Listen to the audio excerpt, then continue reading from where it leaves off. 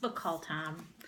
These have been piling up for since whenever I had my last haul in January, so it's just time to go through them all and have a big long video. Well, hopefully not long, but I have 19 books here. I did have 20, but I read one and gave it to my sister. It's the Magnolia Story by Chip and Joanna Gaines. They are on the can't talk, HGTV show Fixer Upper, and it was short. I think it was 182 pages. Didn't take long at all. It was cute. I think I gave it 4 stars. I know that I've bought these. I've ordered Amazon. I did get some new, most of them used. I have a couple from Book Outlet and a couple I actually picked up randomly at the Dollar Tree. I don't have them all sorted out because honestly they were just stacked under my desk and I don't feel like sorting them. So I'll just try to remember as I go along where I got them. And I actually have not 18 because I've already shown the mole people, I do believe, and I don't know why it was under there. So we'll go with 18. The first one I have is Life is Short, No Pun Intended, Love, Laughter, and Learning to Enjoy Every Moment by Jennifer Arnold and Bill Klein, which is her husband. I don't know that the show is still on, but it's the Little Couple. Honestly, I could probably count on 2 fingers the amount of episodes that I have ever watched of The Little Couple, but I follow her on Twitter, and it's something I asked my sister if she would be interested in reading when I was finished, so that's part of the reason I bought it. And then This Life I Live, One Man's Extraordinary Ordinary Life and the Woman Who Changed It Forever. Rory Feek, his wife passed away, I think last year, of cancer. I think most everybody knows about this. I didn't listen to their music, but I did follow, when they would update on the family. So I'll probably cry at this one. And that, again, was one that my sister said she would read. The next 3 are all part of a series. I think there's 6, 7, and 8. I may be mistaken. It could be 7, 8, 9, and then I still have to get the 10th one. I haven't read one of these in quite a while just because they kind of got, I don't want to say repetitive, but they weren't as great as the beginning. So I'm looking forward to giving the next one a try since I've given myself some time to not forget the series, but kind of cleanse my palate with other stuff. But part of the reason is the Body Farm is in Knoxville, which is the town I grew up next to, and it's Dr. Bass founded it, and he and a co-author started the series, the Body Farm series, I believe. A Body Farm novel, so yes. And I did actually meet him once, and then went to, it was another one of his book signings. I didn't meet him then, I just kind of listened to his lecture, if you want to say, but The Inquisitor's Key, Jefferson Bass. Cut to the Bone, which I swear, I look at this cover and I think I've read it, but I only think that because there was something similar on one of the nonfiction books about the Body Farm, so must be what I'm thinking. And then The Breaking Point, and I couldn't tell you what the next one is unless it's in the back of this, and it's not. But I do believe there's one more. And I didn't get it because they didn't have anything good deal. These I got on Marketplace for, I don't think any more than 50 cents plus the $4.99 shipping.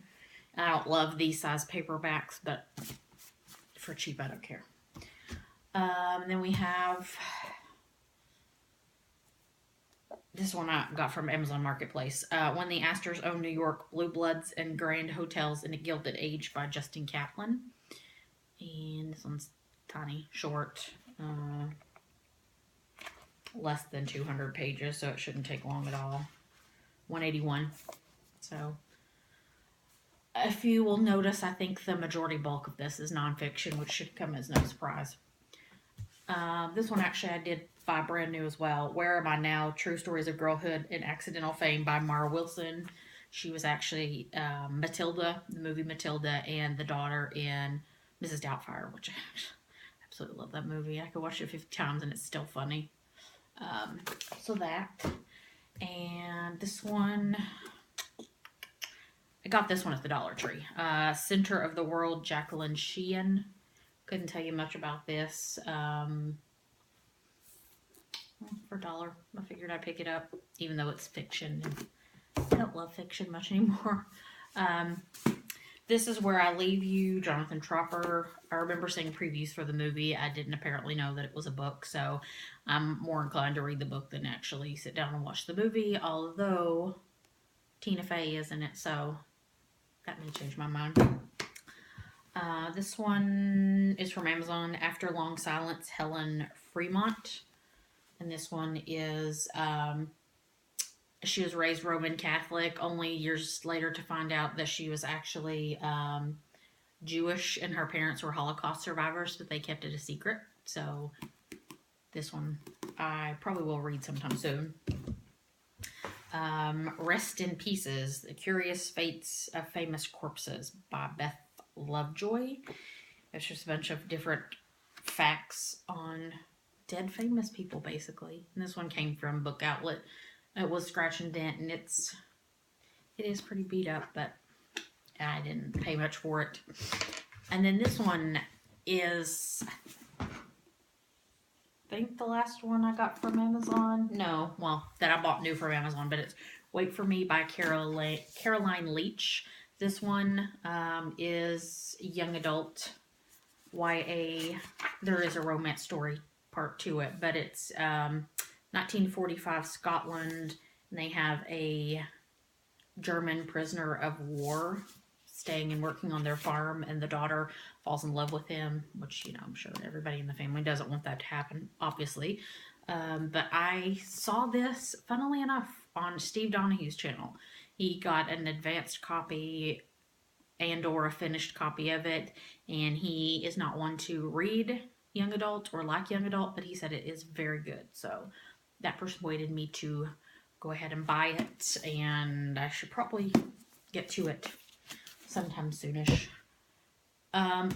This beast, you can see it in the corner, again, was a Steve Donahue purchase. He's a bad influence. If you don't know who I'm talking about, look him up. He is a reviewer for the Christian Science Monitor in Boston, and he gets tons and tons and tons of advanced copies and finished copies of new release books. So I watch his videos and honestly have an Amazon wish list that grows, and I have so many that aren't even released yet on my wish list that I'm like, come on, I want to read these. But when I will get to this, I have no idea, because it's one of those, it's almost sitting at, I mean, it's over 1,000 pages, but that's just because of footnotes and the such. But by itself, it is a whopping 943 pages. It is the Queen Mother, the official biography by William Shawcross. From this angle, it looks fine. From this angle, not so much. Let's just pick out the Astor's book and show you the, yeah. I will eventually read this. I can't tell you when, because this is a legitimate doorstop. It will probably take me months. So, in hard times, I have this book to read. This one I think it did come from the Dollar Tree. The Humanity Project by Jean Thompson. After surviving a horrific shooting at her high school, 15-year-old Linnea is packed off to live with her estranged father in California. So that sounded interesting. Then this one is the last one that I got from the Dollar Tree. I Am a Genius of Unspeakable Evil, and I Want to Be Your Class President by Josh Lieb. And I thumbed through it, and it seems very cute, and probably something that's fast because it's written in little bits and pieces, and it's pretty wide margins. It is YA. I think it's an 8th grader that's wanting to be class president, so it's got a blurb on the front that Jon Stewart says it's funny, so I have high hopes. And I saw this on someone else's channel. I'm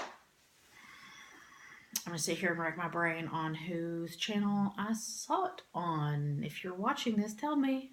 Refresh my memory that you were the bad influence. It's The Good Nurse, True Story of Medicine, Madness, and Murder by Charles Graeber.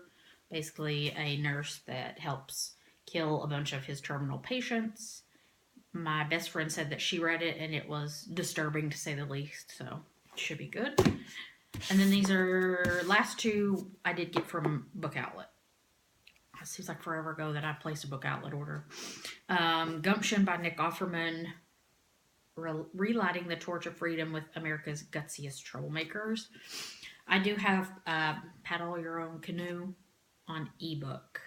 Borrowed it from the library and never read it. And I have the ebook and have it. I think maybe I started it, but never. I guess I just wasn't in the mood, so I'll try again. And then Wildflower by Drew Barrymore. I have this one on ebook, but it was so dirt cheap. I think it was maybe $2 that I decided to just go ahead and get the paperback of it. I'm not gonna lie, I do have some more in the mail, like 4, 5. I do surveys, so I get survey credit, so I didn't pay anything for them, so that's one good thing.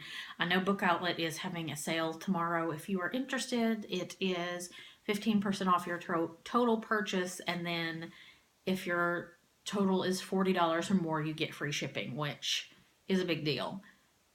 Do I want to place an order? Yes. Am I going to place an order? No. It kills me to say, but no, I will not be placing an order, and I will not be buying any books for a while. It's very painful to say that.